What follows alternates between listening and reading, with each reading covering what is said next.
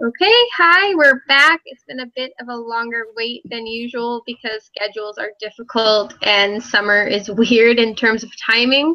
But welcome back to our 14th episode of Finding Her Voice, a podcast about female directors by people who love film directed by women. Sorry, fuck. I am gonna edit that now. Okay, let's start it over.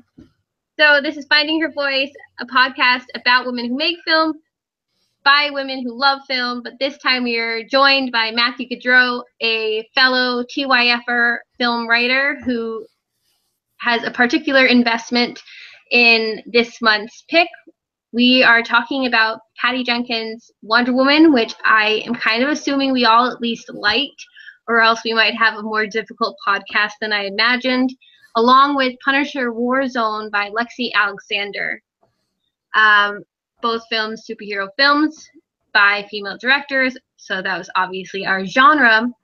But before we delve into that a bit more, my opening question this month is, which superhero do we want to see directed by a woman next?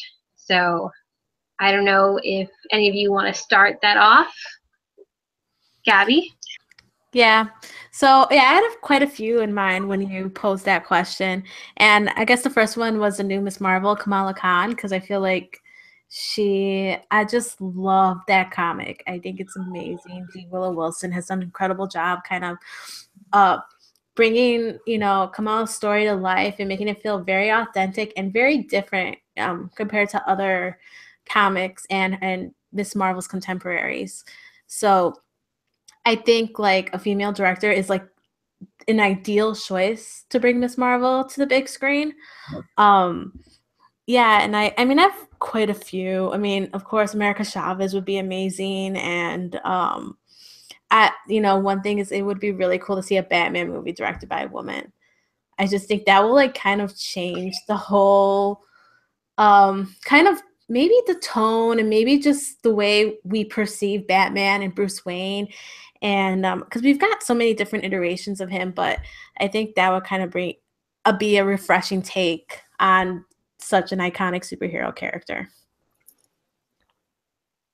I agree. I would like to see that kind of like masculinity through a female lens. I feel like it would be more interesting than seeing. I don't know if Matt Reeves is really going to offer up something that different from the Nolan universe, but that's kind of premature, I guess, to guess without seeing any evidence to prove otherwise. But AJ, how about you? I would love to see Silk Spectre on the big screen in her own movie directed by a female. I know that Malin Ackerman did her in, and I love the character, and I think it'd be awesome to have a female perspective on a female character that has been like portrayed in the comic book world through multiple like different people. I know that, we're getting a couple female superhero films in the future, and there's plans for other ones, but I'd really like to see Silk Spectre up there. I think it'd be really cool, since she did exist kind of in Watchmen, amongst a lot of male macho superheroes. I just think that having her up on the big screen would be cool, and obviously a woman doing it is even better. So that's a character that I know nothing about because I never watched Watchmen. You should watch Watchmen. It's really good. It's really good. Okay, I will. I'll trust you about it. But Zack Snyder. Matt, so you might be coming at this from a bit of a different perspective, but if there was another superhero to be directed by a female director, who would be your pick? In my case, I went with a character who's been done already, but I think needs a proper interpretation. I picked Ghost Rider, and for my director, I picked Julie Taymor. Ooh. Because that's a good pairing. while she's known for mostly her Shakespeare movies. She has a very distinct visual style, and I think there's a lot of stuff you could do with Ghost Rider as far as purely from a visual standpoint. I'd love to see her do a period piece, make like a 70s dirty western. And there's a tragic side of Ghost Rider. I think she could play up on the spirituality angle. And for that same reason, I think she'd also be a good choice for a Wonder Woman sequel.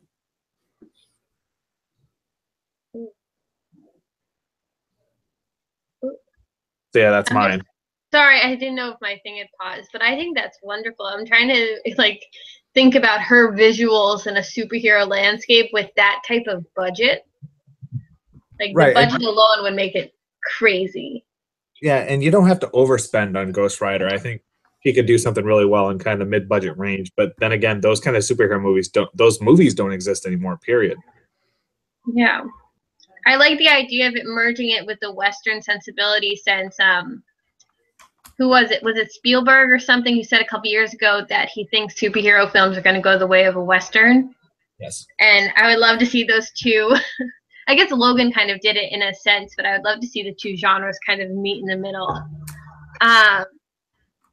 So I just thought of my pick because I was going to go with something different just based on like what superheroes I loved growing up.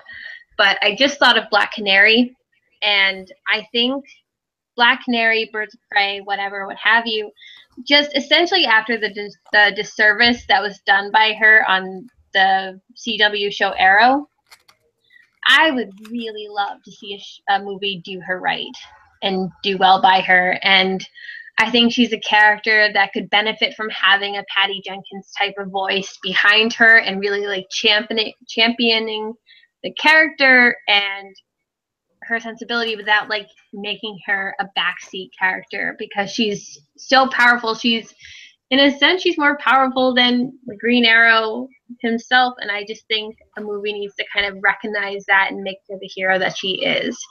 And I think in the same way almost that Black Widow would be an interesting kind of like spy thriller superhero film, I think it could be similar with the Black Canary. And I almost think it's a missed opportunity by not putting these characters in the forefront. There are some female-led superhero movies coming up in the future, which we will get to. But first, it's been about a month since it came out, so I want to talk about our general thoughts on Wonder Woman. I reviewed it for TUIF, so everybody knows I adored it, if you read it. So for the rest of you three, you know, what were your thoughts? General thoughts. Well, I loved it. I mean, I kind of agreed with your review. It was amazing. It was just heart pumping and like really I was just totally blown away. You know, I guess, you know, it wasn't perfect. I think there were some parts that I wasn't like crazy about, but at the same time, I think a lot of its big moments outweighed the stuff that I, you know, was kind of, I don't even remember what I didn't like about it. I just remember thinking there were flaws. It's been a while. But other than that, yeah, I really loved it. I loved Gal Gadot's performance, and of course Chris Pine was really charming, and yeah, I think they did a really wonderful job. AJ, how about you? I pretty much agree. I loved it. And I think I mentioned it somewhere on social media after I saw it, that the only thing better than watching it for me, I went and I saw it with my mom the first time I watched it. Watching her watch the movie and hearing her talk about it afterward was just like unlike anything that I had experienced in a movie-going setting. You know, she really connected with the Amazons in the beginning. You know, they are real older women who are powerful and strong, and they're shown in positions of authority, and you know, they're doing the things that older males get to do all the time. So I think for me, yeah, there were definitely flaws in the film. You know, it's not perfect, but it's one of the better superhero films I think I have ever seen. And I think beyond just the film itself and, you know, how nice Chris Pine is to look at,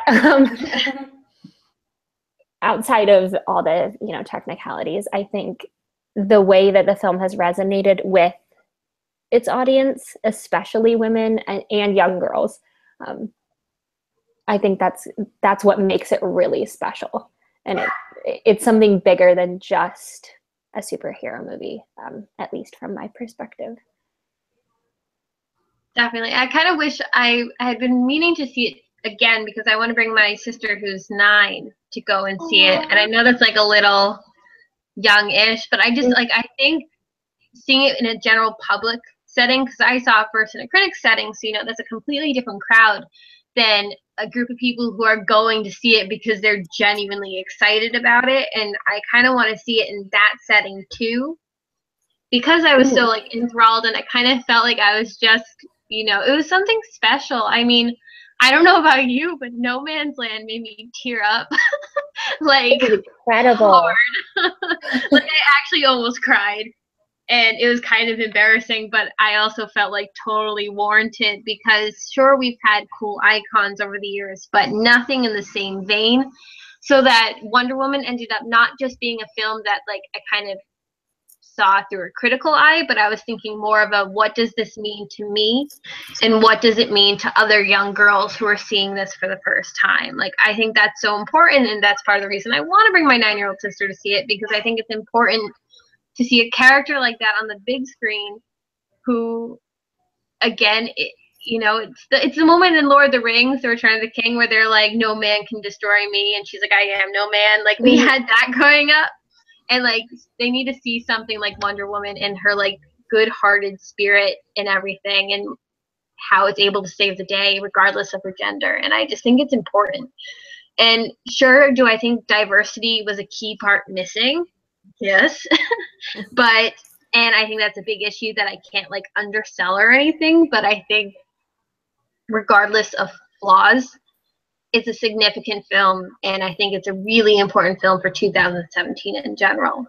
Matt, I haven't spoken to you quite as much about what your thoughts are on the film, so I'm curious, you know, did you like it at least? Did you like it as much? How did you feel walking away from it?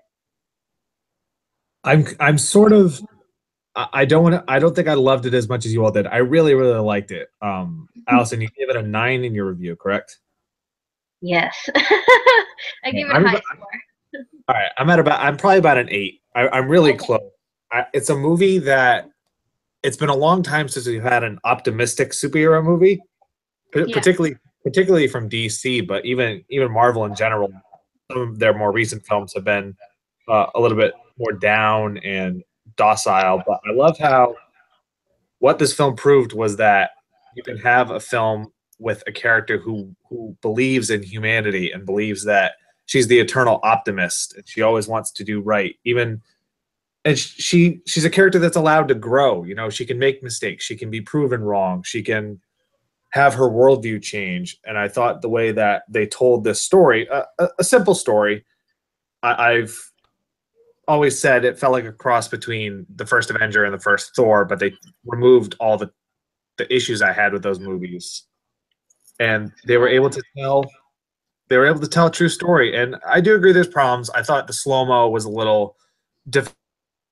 I thought that while the climax was better than a lot of recent superhero movies, it's pretty traditional. The CGI is a little shoddy. I just don't think I don't think every superhero movie needs to have that big bombastic climax. That's one of the reasons I love Logan so much, is that there's a fight at the end, but it's gritty, it's dirty.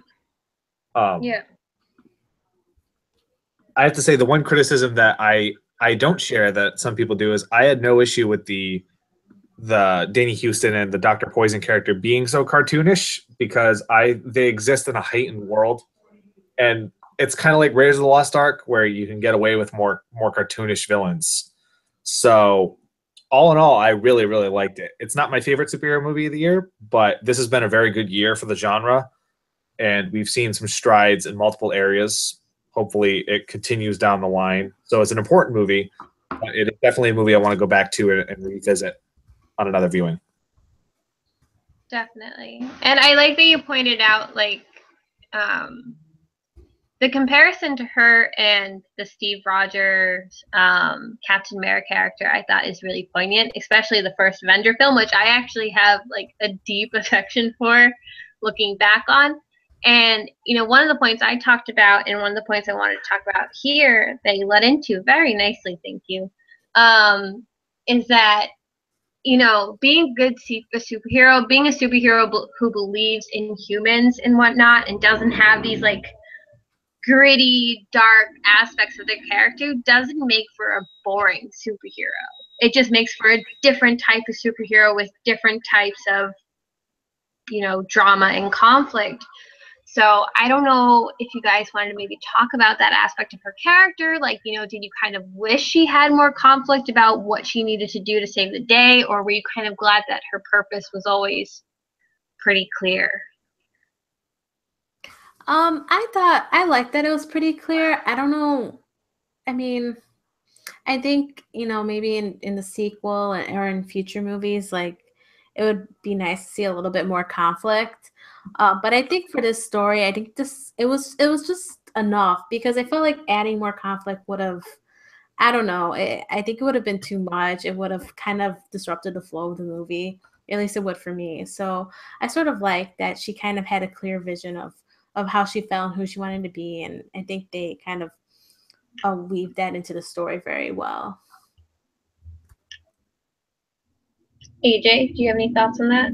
Yeah, I pretty much agree. I think that adding more conflict, not to say that it would be unnecessary, but I think it would complicate things a little bit in terms of what the film actually is. Since it is an origin story, it's a lot about, you know, you see the first, 25, 30 minutes of the movie is just her kind of growing up and learning who she is and learning about, you know, the world. And I think that the vision of having it, okay, here's who she is, here's how she got here, and this is her mission, and, you know, she's going to accomplish it at the end.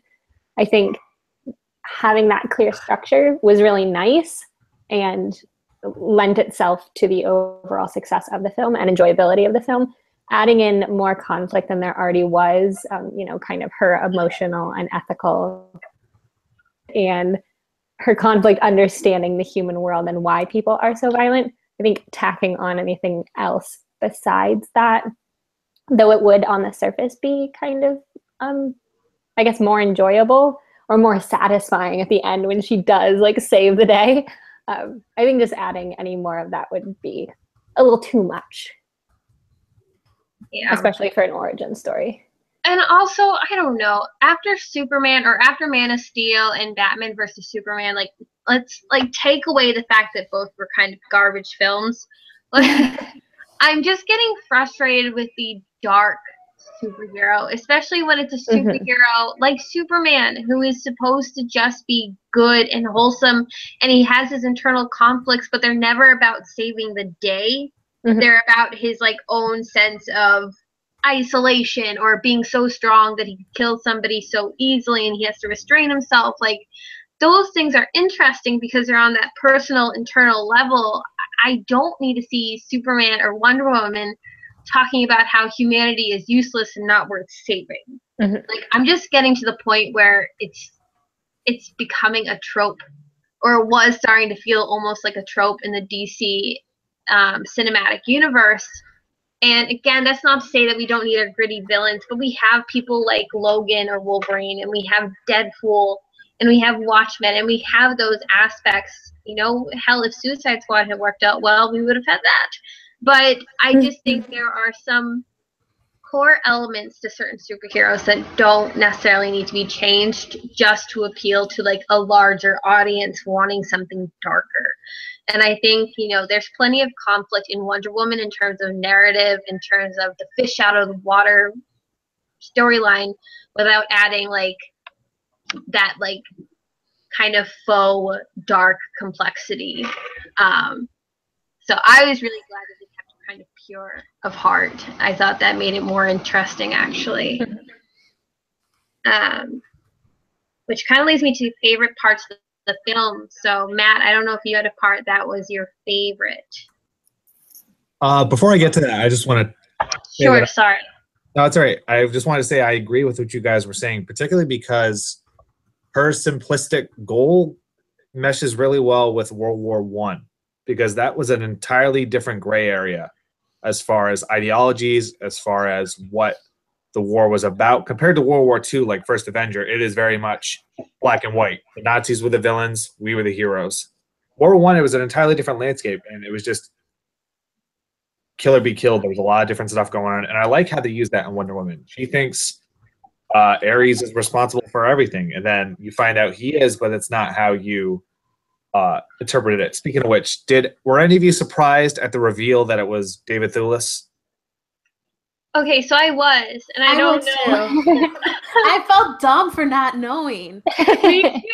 But I also liked this idea that evil was manifested in an older white man.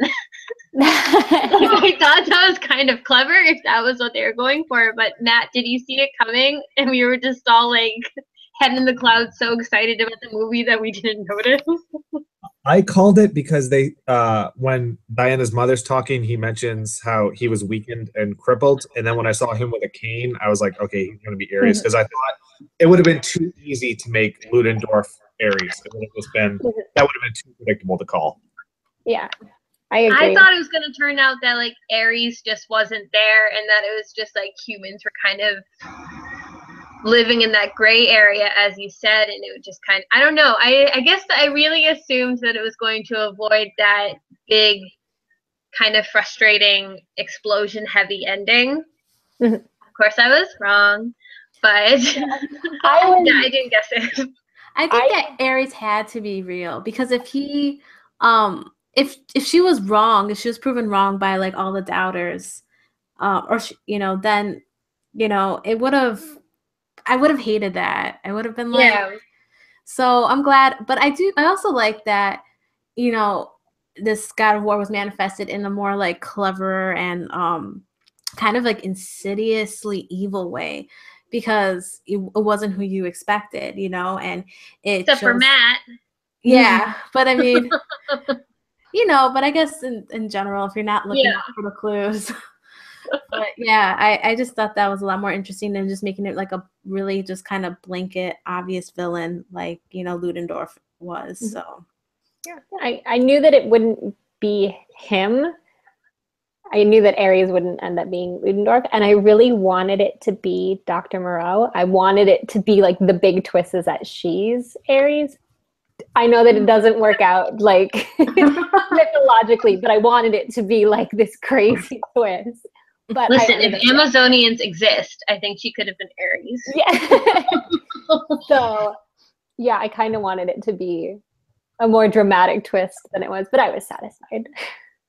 However, can we all agree that young Lupin, Ares, was ridiculous to look at when they like CGI'd like muscles on him?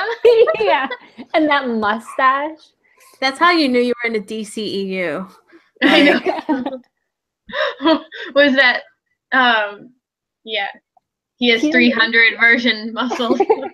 He looks 45 in the face, but like 20 in the body. I know. He looks older than 45 in the face. How old is that actor now? But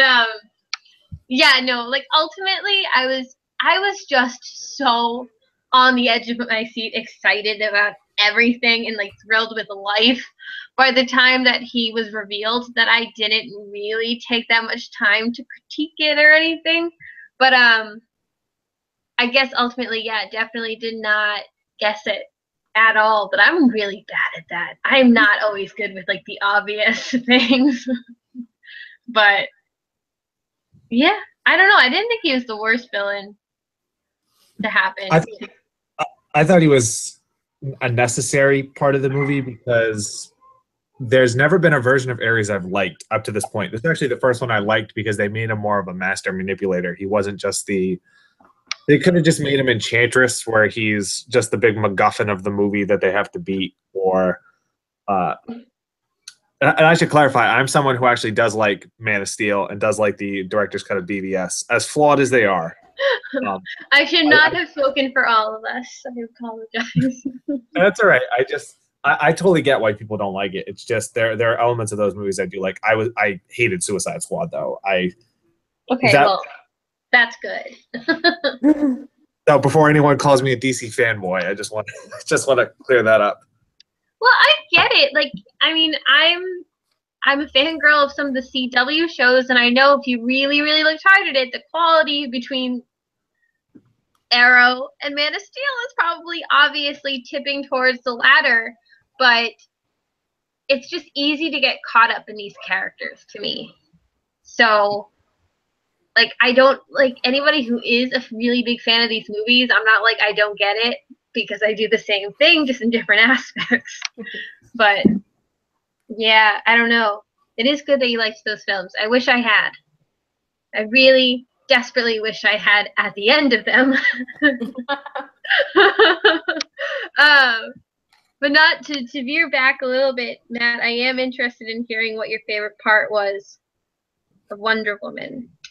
I would have to say I have two. One's small. It's after Ludendorff drops the gas grenade, and she goes, "What are you doing? That gas mask ain't gonna help them." He's like, "Yeah, but they don't need to know that." And then they have the Boris and Natasha laugh, pretty much from Rocky and Bullwinkle. That was a little. And then the other one is after she kills Ludendorff, and before Trevor gets on the plane, and she's saying like, "How can you guys do this? I thought I was right." And he's like, "Hey, this is war. People die." And Steve Trevor is not just a love interest, and he's not a waste of space. He's a pretty well fleshed out character with the screen time he has, and we don't know his background outside of what we see at the beginning of the movie. So I'd probably say that, because that's a big moment for both of those characters. Yeah, I love Steve Trevor, but we have a whole bullet point to him, so I'm going to wait on that for a second. But I want to, because I have a lot of thoughts on him and Chris Pine and how delightful he was, but also how ridiculous it is in context to other films. But I could go on for a long time about how much that No Man's Land scene meant to me, and how I had to duck my head so nobody else could notice I was crying, because I was in like a sea of men and I didn't want them to know I was being a tool. But but a small scene that I have thought of since was the moment where she's going to retrieve like her costume, or essentially her armor, and she jumps onto the wall and she's climbing it, and at first she doesn't really have a handle, and then all of a sudden she like essentially just punches the wall and grabs hold, and it's very much like a Zack Snyder moment, but it's also so exciting to watch her realize just how powerful she is. Like Gal Gadot Gadot. Gabby, how do I pronounce it? It's Gadot. I was lectured by my eye doctor on that. Okay, so Gal Gadot's face when she does that, it was just, again, it's seeing, Spider-Man learn how to use his web slingers, or Superman learn how to fly in Man of Steel, but it's a woman, and we're getting to see her all of a sudden realize her own strength in such a kind of simplistic way. Like, she's literally just breaking and entering into somewhere on her homeland to get her armor, and I just thought that was really fantastic and really empowering, and a moment that in any other film I thought might have been cut. But because Jenkins had a hold of it, I think she knew that it was integral to show her kind of all of a sudden kind of gain this newfound sense of confidence. So I loved that. It's a small thing, but I really, really loved it. But AJ, how about you? This might be a lame moment, but apart from the big action scenes, I really enjoyed the moment. It's after Diana, launches herself into the building, and it crumbles down in there in that small town. And her and Steve are dancing, and they're talking about, is this what people do when war isn't going on? And Steve is like, yeah, that's what people do. And she's kind of questioning him about his life, and he's like, I kind of wouldn't know. because all I've really known is war. And I just enjoyed that scene a lot because it's revealing more about Steve Trevor, because I want to know more about Steve Trevor. And I don't know, it just showed the vulnerability of him a little bit more. And it was kind of a balancing act between, you know, this Amazon who's so powerful, and, you know, she doesn't know the war that he has known, and it's kind of foreign to her, and she just imagines that humans are always nice and kind to each other. and then the look on her face when he says that, it kind of just broke my heart a little bit. So I just really enjoyed that scene. I thought it was really sweet. That's a very girlish answer of me, but I just really liked that scene. It was nice. I think it says a lot that we're all kind of pointing out these really small moments, because I think those are like the most underrated moments when it comes, especially like superhero films and big movies in general. I think when you really think about it, like it's hard to name so many little moments that you really enjoyed. And I think with Wonder Woman, there's like so many. So I don't know. I think it just goes to show just how like carefully crafted and thoughtful this movie is. And also, when you think back in the last 15 years or so of superhero films, at least for me, some of my favorite moments of any of those films are the small moments. You know, the reason why Captain America: The First Avenger works so well is because the relationship between Peggy and Steve was built so well. Iron Man 3, I thought some of the most touching moments were the moments between Pepper and Tony having his issues. And then, you know, my favorite superhero film is Spider-Man 2. Which is essentially all a relationship, intrapersonal drama. So I think, you know, while the escapism element of these films are a lot of fun, and, you know, I love them. I am the first one to sit down in the theater for them. I think it's when the directors pay attention to those little moments when they thrive and when they kind of create lasting impacts. And I do think that's why Wonder Woman touched a lot of us in that way, because it kind of captured, like you said, Gabby, you know, it touched on those smaller moments that mean something. And since we've almost all of us have talked about Steve Trevor, so like I don't think I'm alone in saying that I kind of fell in love with him. And spoiler-ish alert, his ending was like satisfactory in a sense if I'm like just purely thinking of it from a narrative standpoint, but also I was devastated. So like I would have been totally fine if some magical fix had happened at the end. But as much as I loved him, and as much as I think Chris Pine was really charismatic and remarkable in it, I also am kind of calling bullshit on him being so well fleshed out when we have examples of other love interests, but typically female love interests, that aren't given half of the build, like the character building that he was. So I don't know if anybody else felt aggravated by that, or if, like me initially, we were all kind of just swept up into how charming he was. No, I agree with you. And I think you pointed out like Amy Adams in your notes, and that's like a really great example of such a great actress. And it's like, what are you doing with her in Man of Steel and Batman versus Superman? Like, I mean, the thing is too, is like I'm a romantic. So I've always been in Clark and Lois relationship, and especially when it comes to Superman movies and even the TV shows. So, you know, that's a part that I go for, and I'm like totally underwhelmed by it with this like new reiteration of Superman. So, yeah, I definitely think that's a common theme. I mean, I think Marvel, I mean, they did a great job with Haley Atwell, but after that, it kind of like, I mean. And in fairness, was that just Haley Atwell doing a really terrific job with Peggy Carter? Well, I just think like the way they introduced her, the way they set up that romance, and like how well she is, like how charming and magnetic she is of an actress. I think that all together kind of worked really well. And I mean, it had to, because it made you really feel at that end when he's diving into the ocean. So, I mean, I don't know. I think I can't think of like many superhero like romances that really, or even not even romances, just the female characters kind of really standing out outside of Kirsten Dunst from Spider-Man 2. Would you say Again, huh? Would you say Pepper Potts? In a sense, I really like her, but more than anything, I really like her and Tony as a unit, more than I think she's ever been given as much of a storyline in the sense that Chris Pine's Steve Trevor did. Like, he almost had a simultaneous, like, parallel storyline going along with Wonder Woman, whereas Pepper is a really, really good support character.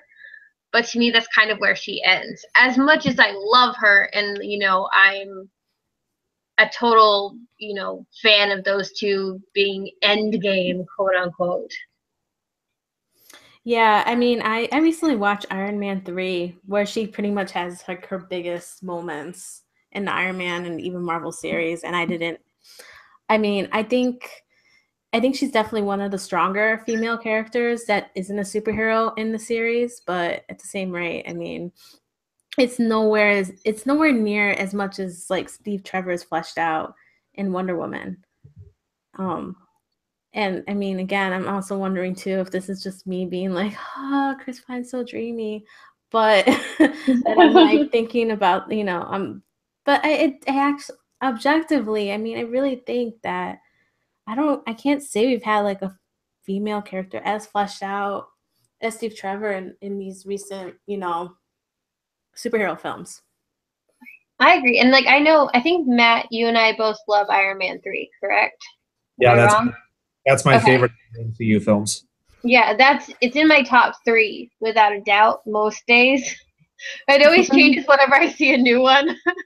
Like Spider-Man Homecoming is really super high right now, but like, as much as I love that one, and I think Iron Man 3 and Captain America First Avenger did the best with female characters, because either we've grown to care about them a bunch or the actresses do a really good job. But like, I think our investment doesn't lie in the writing. Like, I don't think it's the writing that made us care. Where, like, you know, it's to the point where I think Steve Trevor is written better than like Gamora, who's the lead character in Guardians. Like, I even think aside from maybe Captain America 2, I would say Steve Trevor's written better than Black Widow. So I just think I think we've kind of just grown to care about the characters because we care about the universes and the relationships, and the actresses do really good jobs. But I don't think we've ever had a starting point where like the script was dedicated to making sure that they were just as fleshed out, in my opinion. I think the standard is still the first Dawn or Superman as far as really fleshing out one of the female. I mean, she is the co-lead of that movie. Yeah. But I think Pepper is the closest we've gotten as far as Marvel goes, because she had to sit back and watch Tony take out the last 3 villains. She gets to take out Guy Pearce at the end of the movie, which is pretty cool because they turn that trope on its head where it's the hero has to save the girl. This is the other way around. Gamora bothers me because for one of the main characters of the movie, she gets the least to do in both movies by a significant margin. And even with giving her more stuff between her and Nebula in the second one, she's still far and away a background character, which is really disappointing. Jane Foster, enough said, she's a waste of space. So much so that she is literally the MacGuffin of the second Thor movie. She's entirely a plot device. Yeah, no, and I mean, the less said about, you know, Batman's girlfriends, the better.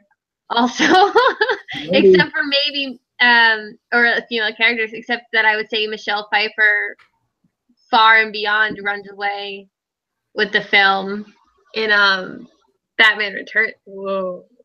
No. Is it Batman Returns? That's the bad one, right? No, I do have to say I think Batman Forever is actually the best of the pre-Christopher Nolan films. I think Nicole Kidman actually does a good job, and I think the whole idea of giving Bruce Wayne a psychiatrist that he goes to, I think that's such a great idea. Nicole Kidman I was in the agree Batman movie? so much. I love Batman Forever too. Objectively, it's not a great movie because Tommy Lee Jones, I don't know what he was thinking. Oh But yeah. it's of the 4 Burton Schumacher films, it's the only one where Bruce Wayne really feels like the central character. Wait, which one's Batman Forever? Jim Kiss Carrey. from a Rose. Or who was the lead? Oh, Val Kilmer. Oh. Yeah, I've never seen it. Oh, you have to watch it. It's like, Ugh. I mean, I don't know if it's like childhood nostalgia, but I loved that movie as a kid. I mean, and yeah, I definitely liked Nicole Kidman. I thought that whole play of her, the psychiatrist, and kind of, I think it worked. It's a campy movie, but it's good. I am it's fine with entertaining. camp. I just don't know if I want to watch Val Kilmer play Batman. Like, He's not bad. Okay, like if memory serves, I didn't think he was bad. He's a very good Bruce Wayne. Yeah. Okay. I'll probably watch it because I'm a completist. But yeah, see, this is where like I have such a blind spot in certain areas because I just never watched them growing up, so I have no idea. Yeah, superhero films, man. There's a lot of them. Speaking of, I'm gonna take the most awkward segue into Punisher Warzone, but I'm gonna do it. So Matthew, I know that you're a big film of this. You're a big fan of this film, so we're gonna get to you in a second because I know you've seen this film before the rest of us. But I'm curious, Gabby and AJ, had you heard of it before doing this episode? And I only ask because I only learned of it during Daredevil season 2. I think I heard. Yeah, I heard about it before then. I think because I follow Lexi Alexander on Twitter because she's very vocal about like the diversity in like Hollywood. So I always thought she was like an interesting follow. And but I hadn't watched any of her movies. So Punisher Warzone was the first movie I watched of hers. I did see her Arrow episode, but the Punisher and Daredevil season 2 was my first introduction to the character. So I guess that was what I naturally compared the film to. And I'm pretty much in the same boat. My first on-screen exposure to the character, like outside of comics, because I was super familiar with the character in the comic book world, was in Daredevil, and that was when I learned of the movie. And yeah, didn't have a lot of exposure to Lexi Alexander, but now having seen it, I want to watch more of her stuff and learn more about her. Yeah, I guess I was just kind of projecting because I totally just, it like was something that just flew by me and I didn't realize she directed it, but I followed her on Twitter because like you said, Gabby, she's really vocal about issues in Hollywood, which I take to heart, and I like to follow people who are vocal about it and support them in any way I can. But yeah, I had no idea about it. But Matt, I'm really curious, when did you first see this film and what drew you to it? What is it that you wanted to, join in on our podcast and talk about it? Yeah, I have such an interesting experience with the Punisher in general. I read quite a bit of Punisher comics growing up. I always thought he was a goofy character until the Garth Ennis run, which were really smart, really well written crime stories. Because the thing that always turned me off on the Punisher was not just the fact that the previous 2 films were not very good. There's the 1989 one with Dolph Lundgren, and there's the Thomas Jane one. Neither of those I care for. Is that the Punisher is a character who is a product of the 80s in the worst way. This was during the period where everything was the post-Death Wish, Dirty Harry, just murdering psychopaths going around killing people. That was really cool in the 80s, but as time went on, sensibilities changed, and the Punisher was always in a weird place. I always thought, looking at Punisher Warzone, I first saw it in the theater, which was really weird because that came out the same year as both Iron Man and The Dark Knight. Oof. completely kickstarted the superhero genre again in ways it's never, even where we are now, I don't think it ever reached the heights that it did then. They were everywhere. And then Punisher Warzone comes out and it bombs. Comes out in December. But I had no clue what to think of it the first time I saw it because I was confused. I was wondering. A lot of the choices that Alexander made were strange to me, but over time, I grew to love this movie, and we can talk about some of the reasons why. So I have a very weird history with this movie, but it is definitely. I want to clarify: it's not a. I don't call it a great movie because if you look at it objectively, it's not. It's not a very good movie, but there's so much stuff here that I love, and we kind of go more in depth as we keep going. Sure. And I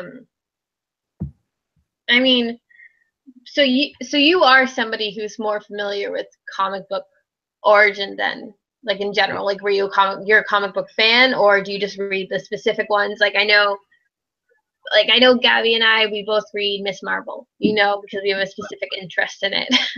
But I wouldn't say that I have a wide range of knowledge of comic books. I have a decent range of knowledge of comic book characters because I've been obsessed with like the iterations of them, like the cartoons, since I grew up. But so are you somebody who did kind of grow up reading comics too? Yeah, pretty much ever since I was a kid, comics were my first love, and it kind of ventured how I got into movies and how I got into other forms of superhero media.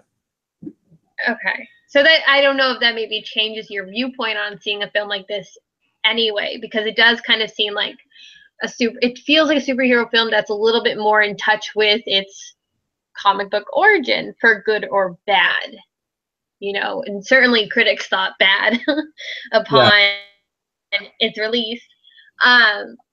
But because we touched on it, I did want to talk because I think AJ, actually, I don't know if you watched Daredevil. I did. But, okay, you did. So I didn't know, how the comparisons were for you guys as it first coming to this film.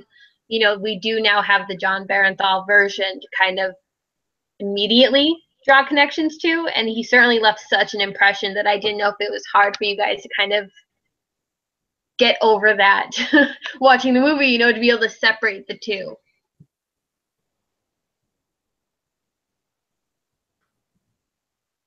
AJ, AJ there? Yep, sorry, it was just cutting out. Yep. I think for me, it is always difficult going into a separate adaptation of a character and not comparing it to the first on-screen adaptation that you're seeing. I think that for me, I tried to keep it separate, and I tried to keep my comic knowledge out of the picture as well, which isn't very easy to do in any case. But I think for me, after ruminating on it, they're kind of different worlds. And of course. Yeah. And I think obviously, I don't know, I don't think I can really compare them in any way and saying one is better than the other, because I do think that like it was mentioned before, this is not in the grand scheme of things a great movie, but I think a lot of the characterization it works really well. I don't know, so I can't say that I necessarily prefer the movie depiction of the character more. Again, I only ask really just because it is so in our like periphery vision, like it just came out in the last 2 years or so, and it was so well received that it's getting like a spin-off. So I just don't know, like for me, I know when I see Justice League, I'm probably gonna have a hard time like accepting Ezra Miller, even though I love him. I'm gonna also be kind of like, well, you're not Grant Gustin. I really love that version of the Flash. It's stupid and it has no place in like criticism. But I just know sometimes it's hard separating what you've come to expect of a character. So I didn't know if like there was any of that, or you know, if it really was just that easy to be able to separate. Because I definitely agree, like, it was easy to separate because they're so totally different. So different, yeah. You know, it's clearly not the same, to the point where also Punisher's the lead in this, you know? He's a supporting player, granted, one who steals scenes in Daredevil. So, but I was just curious because, again, it's just so recent. Yeah. I think for me, at least with my exposure to the character, the television adaptation feels a little bit more familiar. And that might just be because I've had more experience with the television show than with, obviously, the movie, because it's so much shorter. But it feels a little bit more familiar to me. And also, I think that's attributed to, they pull a lot of stuff from the comics on Daredevil, specifically the whole thing where he has him chained on the rooftop, and he gives him a gun, and he says either shoot him or shoot me. That's pulled directly from the Garth Ennis comic. They pull bits of dialogue when he says, like, you're just one bad day away from being me. So I think the Bernthal version benefits a lot from pulling from specific parts of the source material, whereas Punisher Warzone feels more inspired by what the real life circumstances were that Lexi Alexander had to deal with. Specifically, when the movie went into production, the Virginia Tech massacre happened, and the shooter had a Punisher poster on his wall. So when Lexi Alexander came back, she said, that's why I'm going to tone up the violence, make it campy, make it as splatterific as can be, because I don't want this movie to seem like it's endorsing violence. It's going to be a bloody cartoon. And that, I think, if that viewpoint had not happened, I'm curious to see how the film would have changed. That's interesting. I didn't know that. I didn't know either. Yeah, that does warp how, you know, you view that movie, if it is heightened violence, in the sense that it's not just heightened violence in terms of like Game of Thrones, you know, where that's just non-stop grisly violence. Like, this is, like you said, kind of more over the top, like it's almost like sound effects should come with everything. Like, it's a little bit more ridiculous, and I get why she would kind of take that vantage point, because she doesn't want to like glamorize it. She wants to make it absurd. And also, there's a poetry to the violence in Punisher Warzone. It's the closest we've gotten to like John Woo from the 90s. There's that scene when the Punisher, there's this bloodbath at the dinner at the opening scene of the movie, and there's that shot of him spinning around on the chandelier with the shells falling. That scene feels right out of the tea house scene in Hard Boiled, and crossed with Commando, because he's not even having to count the amount of bullets in his gun. He's dropping people left and right. He's decapitating people. There's art to the violence, but I don't think it glorifies violence whatsoever. I think that's where the Thomas Jane Punisher film went wrong, is that they played it so straight and so dour that it's just not fun to watch. Yeah, and it is like kind of by nature of what I know, which again is based on the television show and whatever. But, you know, it has that very easy possibility of being too grim, like at the get-go. So it's good when, you know, a director kind of takes that artistic license to be like, okay, but let's like also make it fun to watch and not just a chore. Yeah. And that was actually one of the things that I wanted to touch on in what works in the film, was kind of the choreographed violence.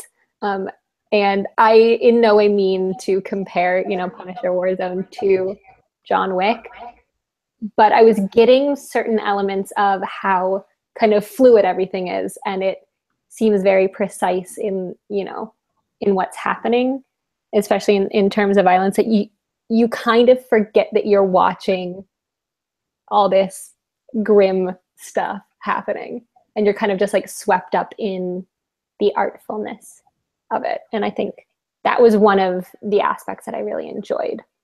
Yeah, I think that comes from the fact that Lexi Alexander, before she was a director, she was a kickboxer, and she had stunt experience. So I think that explains why she was so skilled when it comes to the action scenes. I mean, she had directed a movie before, Green Street Hooligans, which is I think it's a really underrated movie, although it was not liked when it came out in the UK. Yeah, that's with Elijah Wood and Charlie Hunnam, right? Yeah, that's quite a strange combo, but Right. um, but I like the John Wick comparison because there is that almost like it's like blood. It's I don't like you said, it's choreographed bloodshed in a sense, so that it stops just being like somebody getting a bullet to the head and ends up just being a part of a piece of choreography, as grisly as it is. Yeah. So that you're not just like cringing every second. They make it so that it kind of moves and it's kinetic and you're moving with it, and you know, it at the very least made me want to see more of what Lexi Alexander could do. Yeah, and that was the element of the film that drew me into learning more about her. Because if she can do something like that with violence and with action and remind me of, you know, a film franchise that I love so much, like I adored the John Wick films. If she can do that and remind me of something that I love so much, I would really like to see what she does with other, you know, action films or even superhero films. Definitely. And like Gabby said, you know, she has directed an episode of Supergirl and Arrow. Yeah. So she's like got her fingertips in it, but you know, clearly isn't being given the opportunities as other directors. But before we move on to that whole can of worms, Gabby, I was curious because we haven't talked too much about what your just general thoughts were on the film. You know, it seems like all of us were kind of, you know, appreciative of what it is while also being able to kind of from a standpoint be able to be like, it's not the best, but there's something there that makes it worthwhile. Yeah, I was kind of quiet just because I don't have really anything nice to say. No, that's fine. And I'm glad because wait, listen, this is like the first time we've ever disagreed on the podcast. Like usually it's just like, yeah, I loved it. No, I loved it too. And like it's cool when we don't. Yeah, I just like I like it was just from the offset, like I was so bad, like I could barely watch it. And I don't want to be mean, and I'm trying not to be cruel because I think that's not a way to, like, you know, criticize a film, but I mean that is just an honest beginning. It was very hard for me to watch, and I mean I have no problem watching violence and stuff, but you know, the moment I heard like Dominic West's accent, I was just like, oh my god, I can't with this movie. It's so over the top, and I mean, I understand what she was trying to do, and I you know, I kind of figured, okay, they're going for like an 80s kind of feel with this, but I mean, I'm not even a fan of the John Wick movies, so like this is clearly not something that I'm really into personally, just taste wise. So I mean, I thought the violence was like a little gratuitous to me and just shocking, and I didn't get anything out of it, and I was so bored by the Punisher character. I was not invested in. I was more invested in Dominic West's character, even though he would like annoy the shit out of me. So it was like, so yeah, it was just nope, it was not for me, and I definitely I kind of blame it more on the writing and just the story in general, and even with the Punisher and Daredevil, I'm not like as enamored with him as a lot of people are who've watched, you know, season 2 of Daredevil. I guess season 2 is completely different. Yeah, I really like the first season of Daredevil more than the second, which is, I think, not a very popular opinion, but no, I agree. Yeah, so once Foggy Nelson is written off this show, I'll be a completely different fan again. Until that point, but we're at a crossroads. So I guess you know, I don't know if it's the Punisher character itself. And again, I haven't read any of the Punisher comics, and I'm not familiar with him and his backstory outside of what I've watched already. So, but yeah, I was not a fan of this movie at all, and I just, yeah, I mean, can I counter because I kind of come from an opposite perspective. Mm-hmm. Yeah, of course. Definitely. I think Lexi Alexander, from my perspective, got what the Punisher is about, because by the time this movie came out, all the Punisher was a slasher villain that you root for, because he's a killing machine that has a reasonable motive, but he's a psychopath. There's clearly something wrong with him mentally, and every hero has a tragic flaw. Batman's is that he won't kill his enemies. The Punisher's flaw is that he's actually a villain that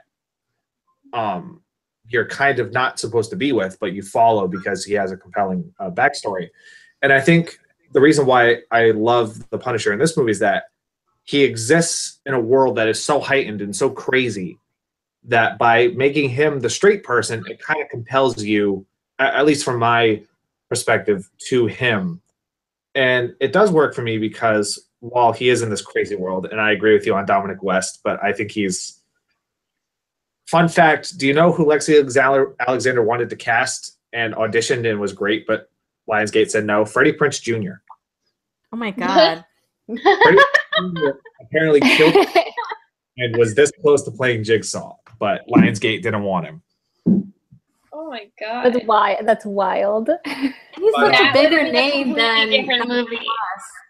Well, Dominic West was coming off The Wire, which was one of the biggest successes HBO has ever had, one of the biggest television successes of all time. So I can see why you would get him, but I think the villains are the biggest problem with the movie, is that they're so crazy that they're not...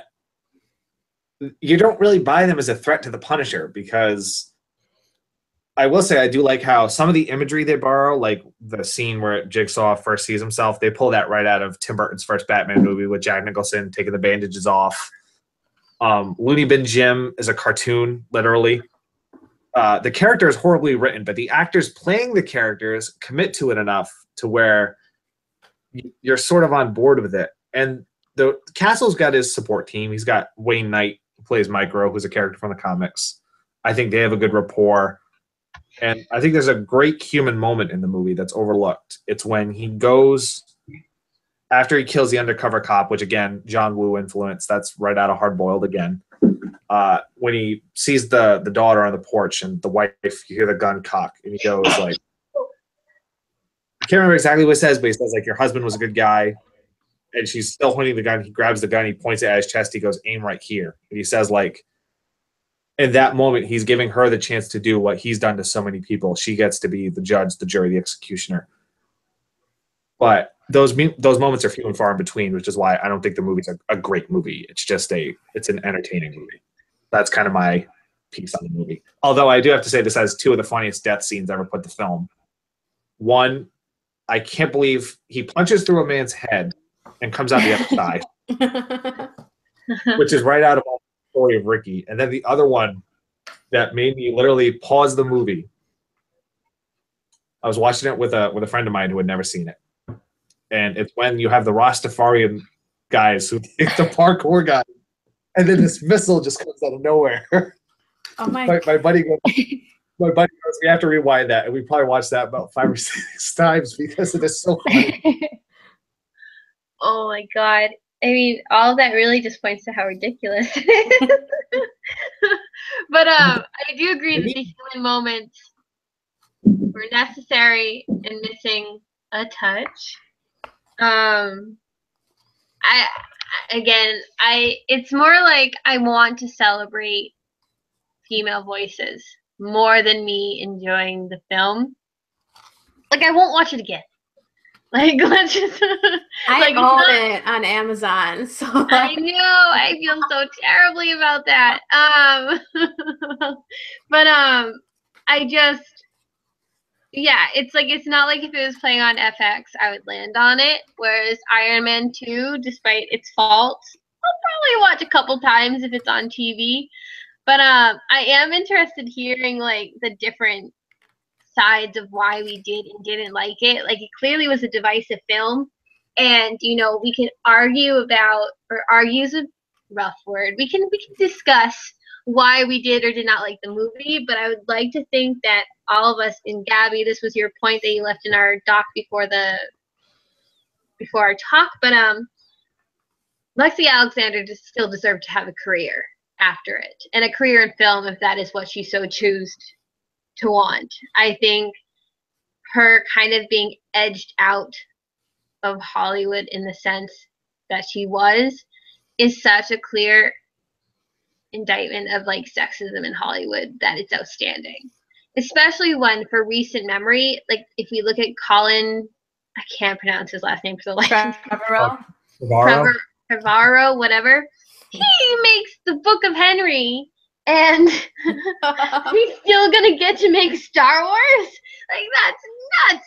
Like, that never would have happened for her. And you mentioned a couple of other female directors, such as Mimi Leder, who did Pay It Forward, and Leslie Linka Glatter, who did The Proposition in 1998. And that's just kind of outrageous to me. And, you know, of course, there's so many other directors that we could be calling out. You know, like, again, Zack Snyder made some really quite critically panned films and was given the keys to entire cinematic universe and essentially is allowed to do whatever he wants with it.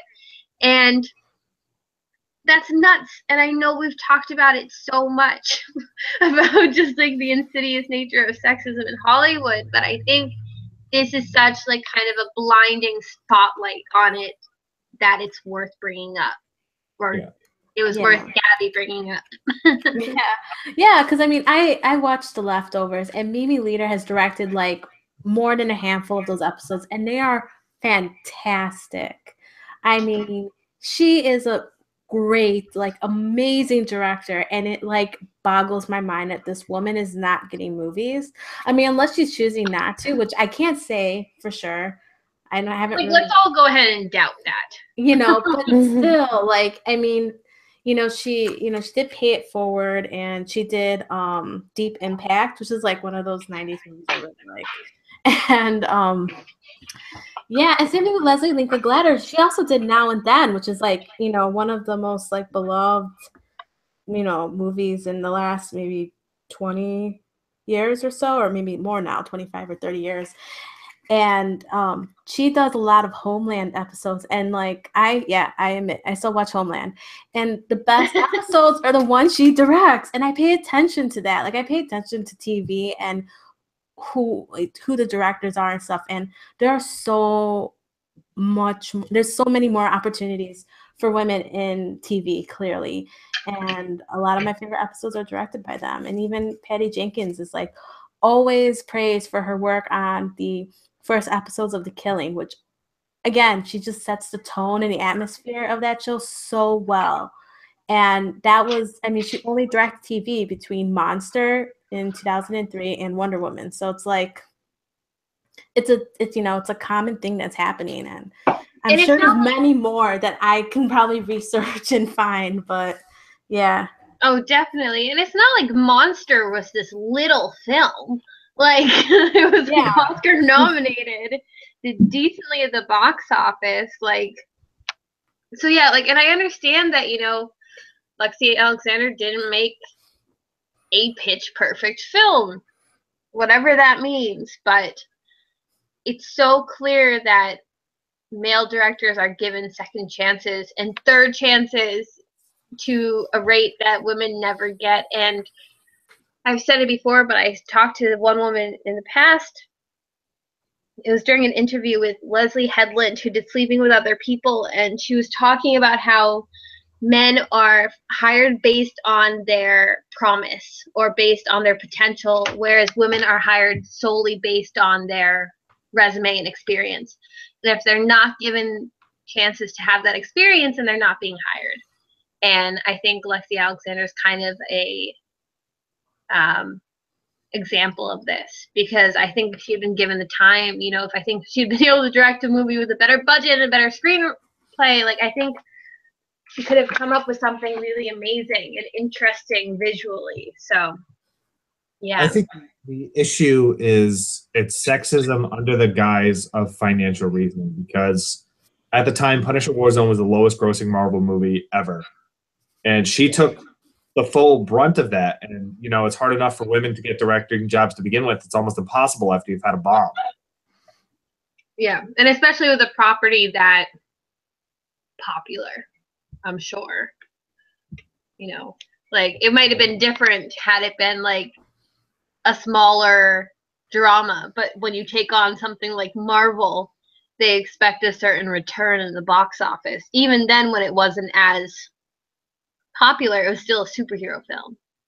So It was, and there weren't a whole lot of superhero films at that time even that bombed. Especially you look at X-Men Origins Wolverine, which is garbage. That movie made a good amount of money. You look at, I think the first Ghost Rider did well enough to get a sequel. You look at the Fantastic Four movie. There's evidence of these more mid-budget superhero films making enough money, but yet they get sequels. Directors keep getting work, so it's just it's a strange, almost unacceptable anomaly. And while Lexi Alexander has been announced to do another movie, apparently she's doing the Chris Benoit biopic. It's going to be strange. There shouldn't be a 10-year gap in between. It's ridiculous. yeah, no, I totally agree. And again, Gabby and AJ, I know we've really hammered this point home, but I don't know if you had any additional thoughts regarding this film. Like, Gabby, since you didn't like it, do you still hope to see her, being able to create films?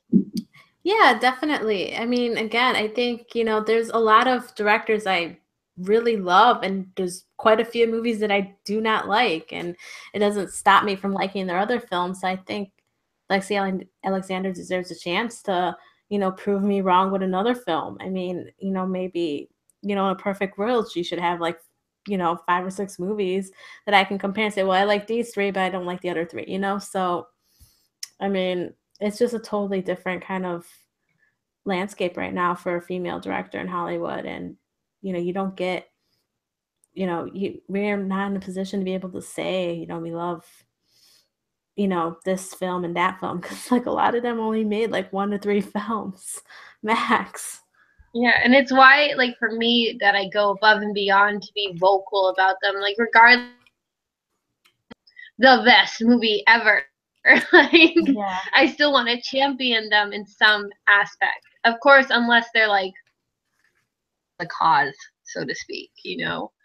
That's completely different. But yeah, and with how vocal she is on Twitter and social media platforms, I kind of root for her even more, because it'd be exciting to see somebody who's spoken against that specific backlash make it. You don't see a lot of women who are complaining against the system thrive, and at least in Hollywood, of course. And I don't know. I would love to see it happen. Matt, what did you say she's making next, though? A biopic about who? Chris Benoit, the wrestler who had the double murder suicide about 10 years ago. That is Oh my so God. specific. I know. That's wonderful for her, but I'm so curious about how that film will turn out now. But it must have been something she was really passionate about, to pick something that obscure and that still kind of a touchy subject. Yeah, no, I can't imagine how, like, that's really going to be like a delicate fine line to have to thread. Geez, I'm going to have to look more into that one, and I'll make sure to link to it in the description of this episode. I do want to go on before this becomes ridiculous. I want to talk about the upcoming female superheroes and female director films. The first one I want to make sure to talk about, and we'll go on to Captain Marvel and Jessica Jones afterwards because Gabby mentioned them, but can I just talk about how unexcited I am now about Joss Whedon's Batgirl? Like, I don't know how... Huh? No, I was like, can I ask you a question? If like the first Avengers had just come out and they announced this, how would you be feeling the same way? I'm just curious, like, because it just seems like the hype for him has really taken a turn.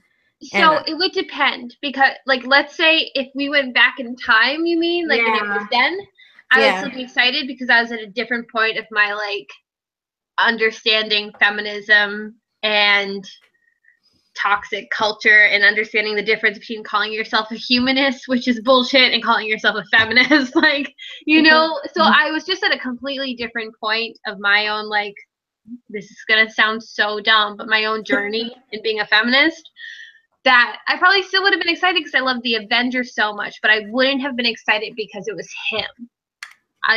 Because I was never a huge Buffy fan. Like, I liked it, but I liked it in the sense that I threw it on in the background. Mhm. And I never watched Firefly, and I never saw, what was it, Serendipity or something, or Serenity. Serendipity. Serendipity. That's so different. John But, Cusack. but now after kind of knowing how ridiculous he can be, the way he wrote Black Widow and Age of Ultron, and especially God reading those leaked scripts. Oh God, they're so bad. And that was exactly what I was going to mention in the reason why I'm not excited anymore. And it's also just the fact, and I know this could sound petty to some, but the fact that he's touted as being this like king of feminism is just such royal bullshit to me. Like, he's written some good female characters, but he has so much room to grow in it that I would hardly like call him a champion. And I'm sure other people have different reviews, and I still love The Avengers. I still think it's a great film. I think he did a great job with it. I don't think I want him to take on a solo Batgirl film. And that isn't even to say that I wouldn't want a male director to do it. I think in the right circumstances it could be done well. But just in the way that I've seen this character treated in the past, or, you know, maybe it was just watching The Killing Joke last year that really has made me on edge about how she's portrayed. But I just think it needs somebody else, and I think it needs somebody else with a bit more of a delicate touch. And again, God, that leaked script. But yeah, Gabby, if it was still 2012 and I'd just seen the movie, I would have had a total different reaction. But I'm at a completely different point of view now in terms of how I view him. The reason I asked that is that so you could explain that journey, because I think a lot of people have sort of felt the same way as you have throughout the years since that first Avengers movie came out, and he kind of shot to this super stardom geekdom that, you know, he is kind of living on right now. Because I was never a big Joss Whedon fan. I never really got into Buffy. And I mean, admittedly, I never really gave it a chance, and I probably should one day, but it seems like a lot to commit to. And, you know, so when I found out he was directing Batgirl, I didn't really know a lot about Batgirl. I don't read a lot of DC comics. So, because I just find it like, it's kind of harder to dive into, and that's a whole other conversation. But it's a lot. Yeah. Like, it's a deep, deep well. Yeah. So, you know, I kind of was like, okay. I mean, you know, I thought it was interesting that he was hopping into the DC world now. But then I read the Wonder Woman script he wrote, which is essentially a Steve Trevor movie, and it's just, yeah, I was just like, wow, I don't even know what to say. So, I mean, I hope that he's listening to the criticism he's receiving over that leaked script and gonna do right by Batgirl. And to be fair to him, or whatever, the fact is he could have been going on his own personal journey with this too in the last couple of years, and learning and listening and taking the time to kind of take some criticisms into account. Not to say that every filmmaker needs to just primarily listen to fans, but when the voice is so loud, and when voices that are often discriminated against are loud, I think it's worth listening to. And hopefully, again, with a character who has in the past gone through some really traumatic experiences, I think it's important to listen to those voices. So, I mean, gosh, I hope it's good. But I'm kind of gonna sit back and cross my fingers, I guess, until then. AJ and Matt, I don't know if you were fans of him before the Avengers, and if you're still excited. This is going to be sacrilege almost, because I love Buffy. I don't love the first Avengers movie. I never did. I had fun with it, but he's even been on record saying the story is not really mine. I just came into, like, Marvel basically said, all right, here's what needs to happen in the first act, second act, third act, go. Like, write a script. And I think he's been listening to criticism in a way, especially he's been very vocal about what he went through on Age of Ultron, as far as he was trying to make a movie he wanted to make, and there was so much stuff that Marvel wanted. You know, this happened with Edgar Wright. This happens with directors all the time. I have not read that Wonder Woman script, but I will take your word on it that it's not very good. Yeah, just don't if you're a fan of him. Like, Yeah, it's just it's real bad. Well, it's funny. I adore Age of Ultron. That's probably my top 3 Marvel movie for me. Because I really like. I think there's a lot more to that movie that it gets credit for. But you know what? I do too. I actually really like Age of Ultron. I don't think there's more to Black Widow though than what was shown, and that was my biggest grievance and kind of why I'm worried. But sorry I cut you off, but I wanted to agree with you about the Age of Ultron part. that's all right. That's a fair point. I think. But again, I wonder how much of that was left on the cutting room floor because he said there was like a 3.5-hour cut of that movie. Yeah. As far as Batgirl goes, though, she's a character that I don't think she works on her own. Not even from all the horrible stuff that's been done with her character, from that god awful Killing Joke movie to, oh god, there's so much stuff. But I just don't think she's a compelling enough character unless it's Oracle. I think Oracle is a more interesting character than Batgirl because that's.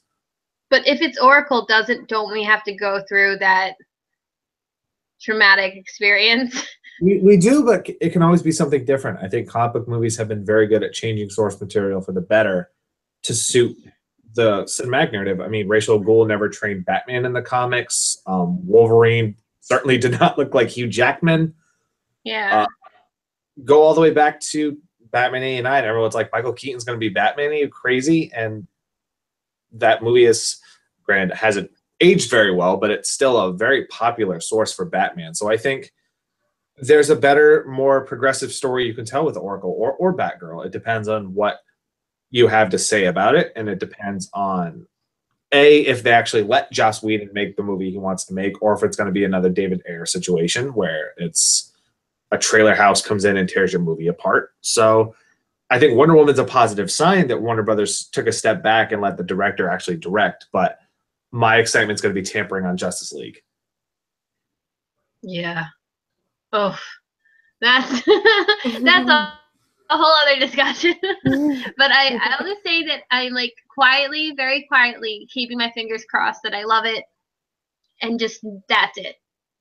Like if I don't, I won't be surprised, and I'll just go watch Justice League Unlimited on DVD, and that's about it.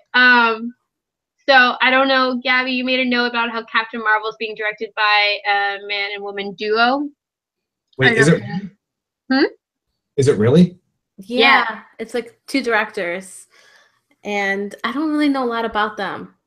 Honestly, I should have read about them a little bit before, but yeah. So they kind of hired a female director. I mean, they did. They did hire a female director. She's not half a person, but I know what you mean, though. Sharing the duties with a man. So I mean, it's kind of a step forward. I'm not really familiar with who the directors are. Anna Bodwin, and they did Mississippi Grind, Half Nelson.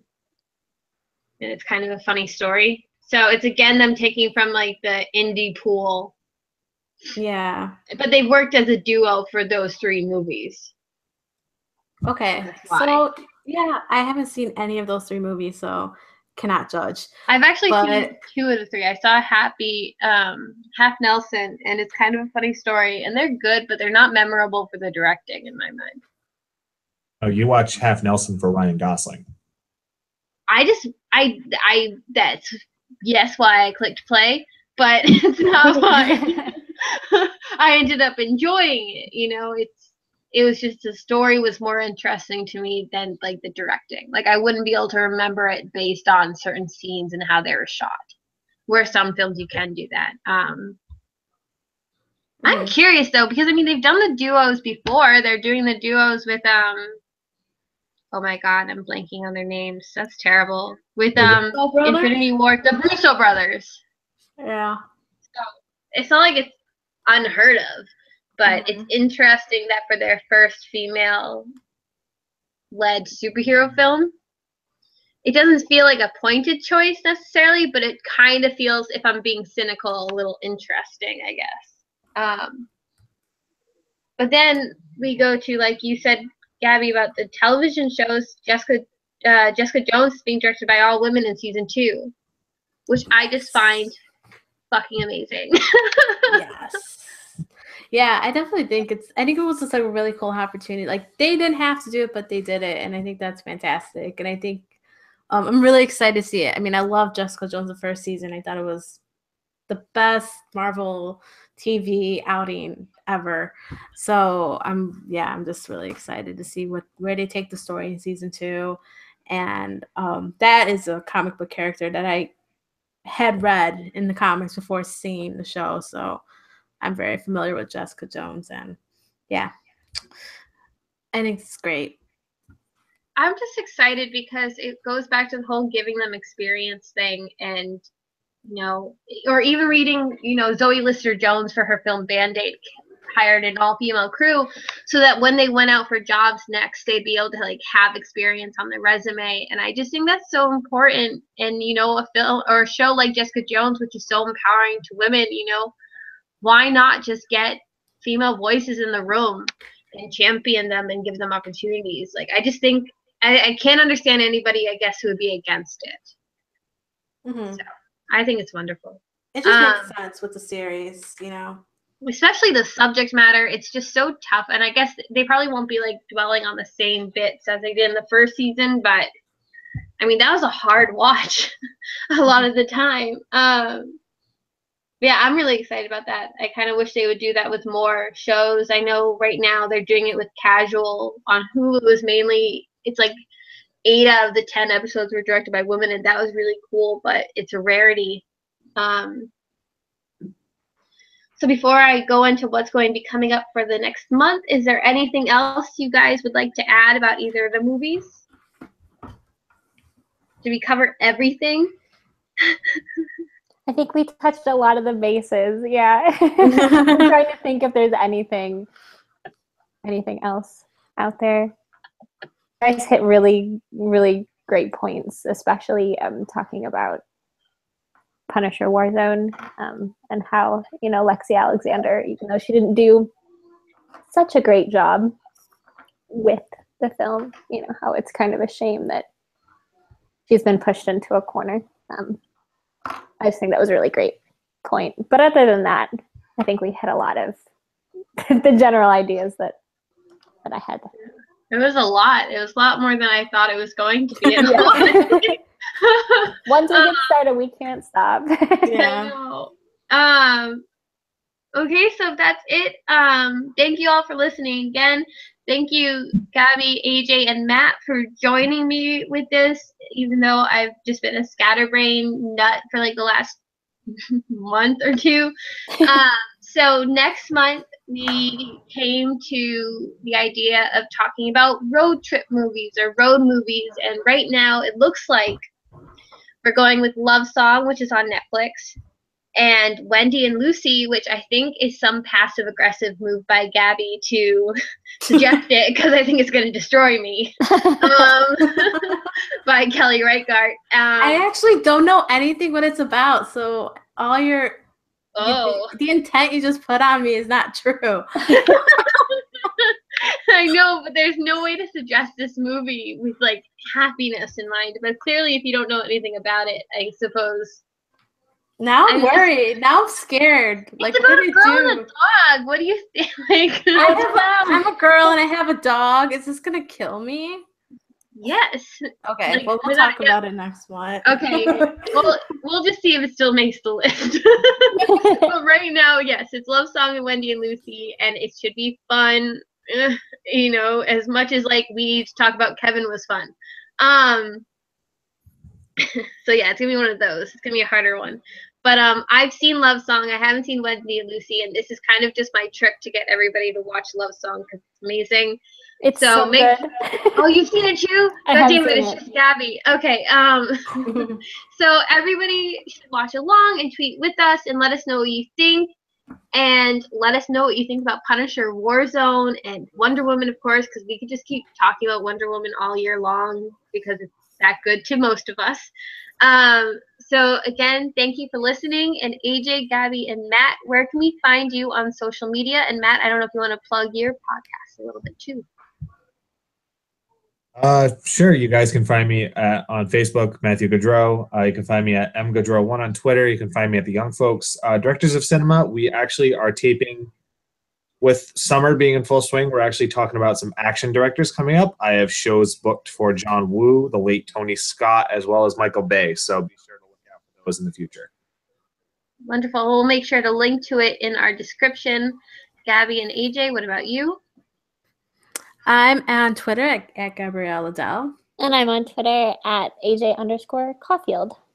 And you can find me at Allison AJ on Twitter, where I am just about as scatterbrained and ranty as I am here. And it's wonderful until it's not. So thank you for listening, and join us next month for road movies. Thanks.